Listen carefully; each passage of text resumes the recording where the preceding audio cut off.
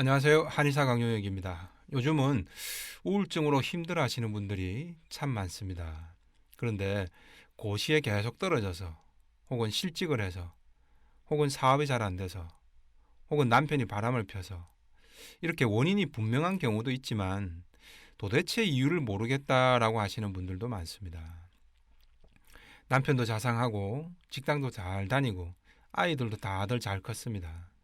그런데 어느 순간 갱년기 우울증이 와서 두문불출하고 무기력증에 빠져버리는 시기입니다. 이럴 땐 착한 여자 컴플렉스를 의심해 볼 필요가 있습니다.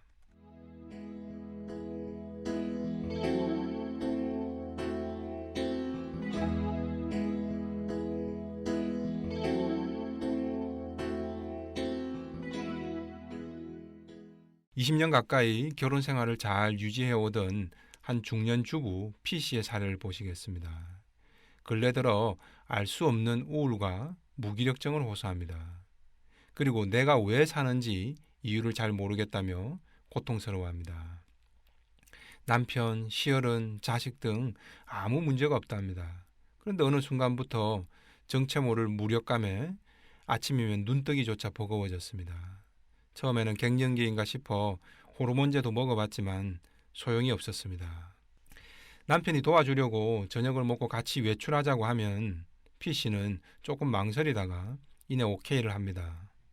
또 주말에 어디를 놀러 갔으면 좋겠냐라고 물으면 P씨는 그냥 아무데나 당신이 가고 싶은 대로 가자라고 답합니다. 결국 남편은 나름 좋은 곳을 골라서 펜션으로 여행을 갔다 왔습니다. 그리고 근처에 맛집에서 식사도 했습니다. 남편 생각에는 아내를 위해 노력했고 P씨가 원하는 것을 다 들어주었다고 여깁니다. 하지만 P씨는 뭐가 못마땅한지 그 뒤로도 계속 불만이 있는 사람처럼 뚱합니다. 남편은 참다 못해서 도대체 무엇이 못마땅한가, 불만이 뭔가를 물었습니다. 그런데도 P씨는 특별히 그런 것 없다, 괜찮다라고 일축해버립니다. 사실 상담을 받기 전까지는 정말 P씨 스스로도 왜 그런지 이유를 몰랐던 거죠. 물론 P씨의 주위 평판은 아주 좋은 편입니다. 크게 모난 행동을 하지도 않고 남들에게 다 맞춰주고 배려해주는 성격입니다. 맞벌이하는 큰딸 손주도 봐주고 직장 다니는 작은 딸까지 수험생 뒷바라지 하듯 다 해줍니다. 하지만 이게 우울증 원인이 된 겁니다. 억압된 자아 속에서 숨어 지내온 거죠. 이른바 착한 여자 컴플렉스입니다.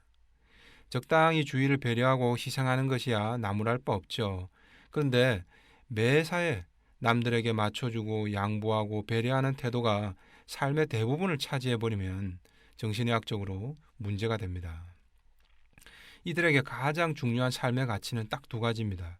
나는 늘 착한 사람이어야 한다. 그리고 사람들은 나를 착하다고 인식해야 한다라는 겁니다.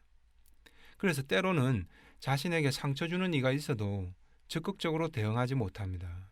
왜냐하면 내가 당당하게 따지고 들거나 불만을 토로하고 불편한 감정을 조금이라도 드러내면 착한 여자가 되지 못한다는 생각 때문이죠.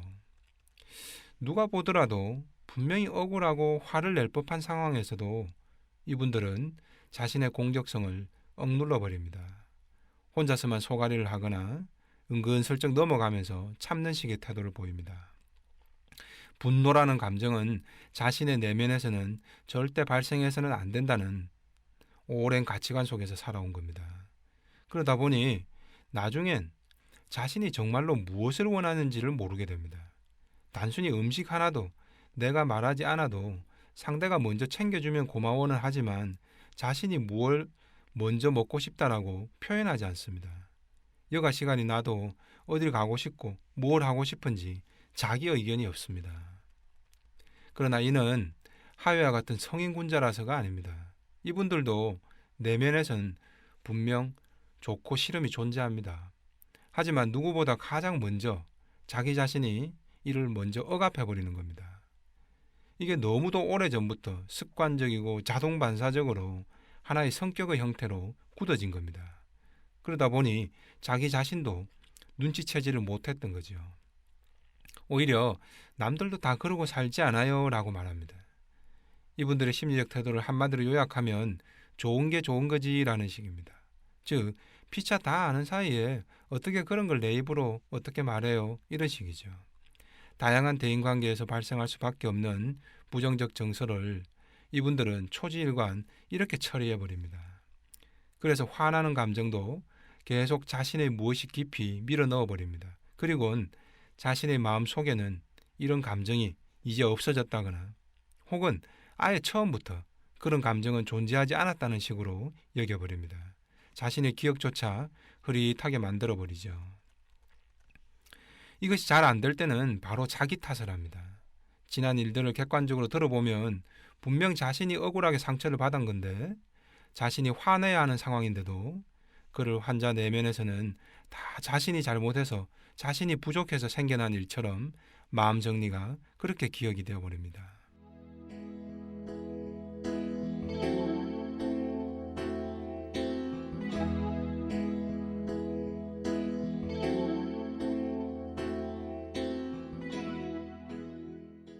사람은 누구든 자기 뜻대로 해보고 싶은 욕구가 원래 당연히 존재합니다. 이걸 우리는 본능 혹은 이드라고 말합니다. 그런데 사람은 사회화 과정을 거치면서 또 윤리나 양심, 이상과 같은 초자아를 갖게 됩니다. 그래서 자기 내키는 대로 하려는 본능적 욕구가 발생하면 초자아가 나서서 이를 말리거나 혼내기도 하죠. 내 마음대로 행동하려는 본능적 욕구와 착하게 살아야 한다라면서 윤리적으로 억압하는 힘이 한 사람 마음에 공존하게 되는 거죠. 여기에 최종 심판자 역할을 하는 게 바로 자아입니다. 자아가 때로는 본능적 욕구를, 때로는 초자아의 양심의 손을 들어주기도 합니다. 그때 상황에 맞게 적절한 선택이 이루어져야겠죠. 그런데 P씨는 초지일관, 초자아의 편만 들어줘서 원시적 욕구가 너무 억압되면서 내적 갈등이 심해진 겁니다. 보통은 어려서부터 성장 과정에서 이런 자기 욕망의 표현이 억제된 경우가 많습니다. 참고 내색하지 않으면 칭찬받고 자기 주장을 강하게 하면 혼나는 성장 환경이었던 거죠. 남존 여비와 같이 잘못된 유교 사상 덕분에 사실은 여전히 이런 분들이 우리 주위에 제법 많습니다. 대신 타인의 욕망을 충족시켜주는 의미를 더욱 크게 부각시킵니다. 그래서 이들은 남편이나 자녀들의 성취를 통해서 대리만족을 느끼며 사는 경우가 많죠. 그래서 중년기 어느 시점까지는 자기 삶을 잘 살아가고 있다며 착각 속에 지내게 됩니다. 철저히 주변에 희생하고 양보함으로써 자신이 착하다는 만족감으로 살아가는 거죠.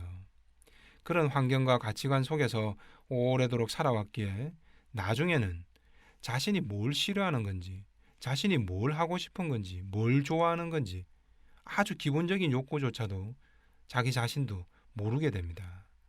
반면 타인의 시선을 너무 많이 의식하다 보니 자신도 모르게 심신의 긴장감이 높아지고 정신적 인내의 한계에 도달하게 됩니다.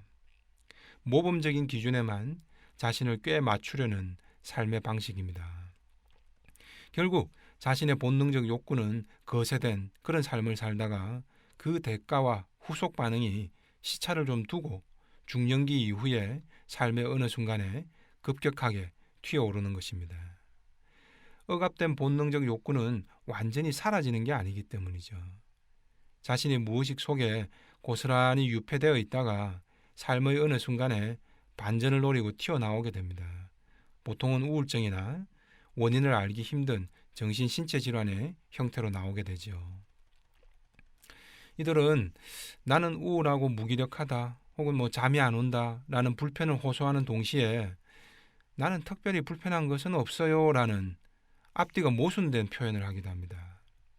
왜냐하면 정작 무엇을 원하고 무엇이 불편한지를 잘 모른다는 의미입니다. 또한 자신이 진정 불편한 것이 있다는 사실조차 거부감이 드는 것입니다. 모순은 이뿐만이 아닙니다. 이들은 자신의 좋고 싫은 기본적인 욕구를 자기 자신조차 알아주지 못합니다. 당연히 가족이나 주변에 표현도 잘 안 하죠. 그런데 모순되게도 자기 속내를 말하지 않아도 내가 그동안 이만큼이나 배려를 해줬으면 당신들도 내 속마음을 알아서 배려해 줘야 하는 게 아니냐라는 마음이 생깁니다.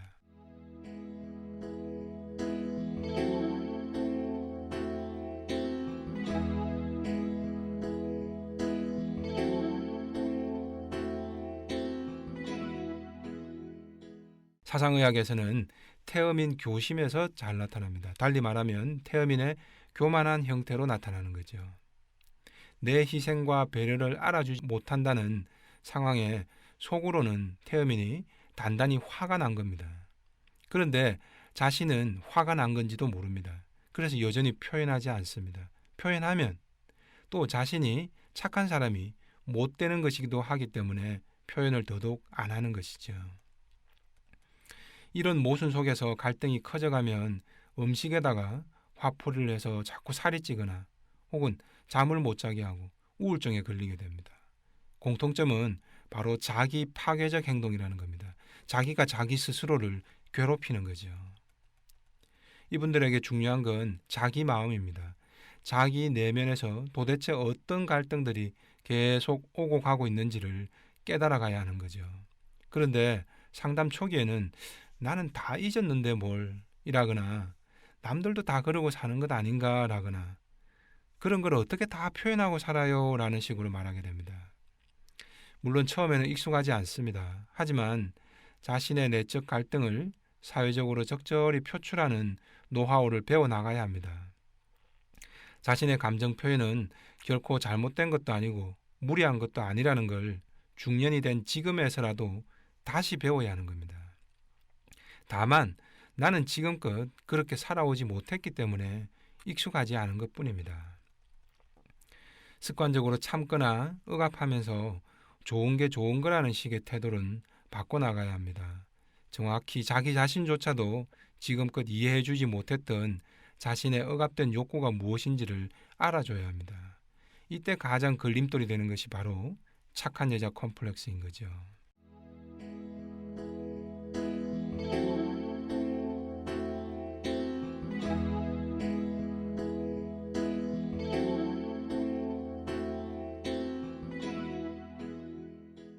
빛과 어둠은 공존해야 합니다. 창조와 파괴도 동전의 양면처럼 존재하는 겁니다. 어둠이 없는데 빛이 존재할 수 있을까요? 밝은 대낮에 불꽃놀이가 가능할까요? 자신의 내면에 오로지 배려하고 맞춰주는 착한 면만 존재해야 한다. 그렇게 살아가는 것 자체가 너무 모진 생각, 즉 착하지 못한 생각인 겁니다. 시소의 양쪽에 본능적 욕구와 초자의 양심이 적절히 균형을 이루어야 합니다. 그래야 정신의학적으로 건강한 겁니다. 그런데 오로지 한쪽에만 무게를 너무 실어 놓게 되면 균형이 깨져 버립니다. 그래서 견디다 어느 순간 원인 모를 자꾸 병에 걸리게 되는 겁니다. 이는 단순히 병을 떠나 자신의 삶의 태도를 다시 돌아보아야 하는 그런 시점에 도달한 것입니다. 질병이라는 고통 이전에 지금까지 살아왔던 자신의 삶을 돌아볼 수 있는 전화위복의 기회이기도 한 거지요. 자신한테서 자기의 어두운 면을 너무 숨기려 드는 건 좋지 않습니다. 우리 내면에는 동물적 욕구가 양심이나 이상과 함께 늘 공존하고 있습니다. 진정 착한 사람은 한쪽으로만 너무 쏠린 것이 아니라 적절히 상황에 맞게 판단하고 처신할 수 있는 유연성을 갖춘 사람입니다. 같은 정도의 어둠이 없이는 결코 빛을 밝힐 수 없다라는 칼 융의 명언을 꼭 기억해 두시기 바랍니다. 이상 한의사 강령혁의 심통부르기였습니다.